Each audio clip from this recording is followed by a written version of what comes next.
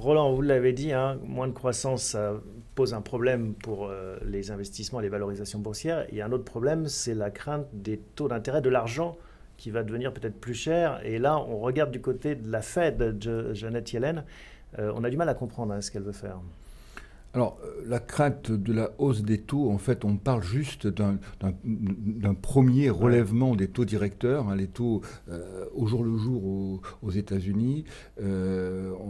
Finalement, cette politique monétaire qui a été mise en place début 2009 pour lutter contre la stagnation de l'économie américaine, elle a finalement marché, on a une reprise, et là, on est en train de mettre en place une politique monétaire plus normale, avec des taux qui sont plus à zéro, qui vont commencer à légèrement monter, et puis on va arrêter effectivement les rachats de titres financiers sur les marchés. On le met en place sans le mettre en place, on l'attend, mais on n'a pas encore de date, et ça crée aussi du trouble.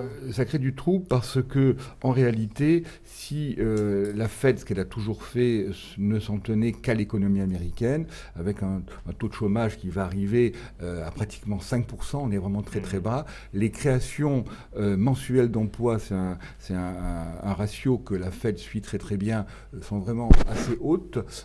Donc on a une économie qui repart, qui se porte bien, mais elle a pris le temps parce que cette décision devait intervenir là très prochainement, à la fin du mois de septembre, et elle ne l'a pas fait parce qu'on a un monde perturbée avec la Chine, etc. Et donc, en fait, c'est perturbant parce qu'elle n'a pas fait ce qu'elle aurait dû faire en tenant compte que de l'économie américaine. Et justement, c'est peut-être le signe qu'on rentre dans un monde sans croissance un petit peu plus compliqué.